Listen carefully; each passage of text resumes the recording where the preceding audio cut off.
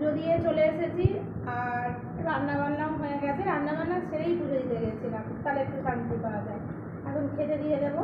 তো খাওয়ার আগে আপনাদেরকে রান্নাগুলো দেখিয়ে নিই। রান্না করেছি হচ্ছে যে এখানে রয়েছে ভাত, এখানে লাল শাক, মাছের ডাল রান্না করেছি, কারণ এই ডালটা আমরা তিনজনা এক হাতা করে খেয়ে নেব।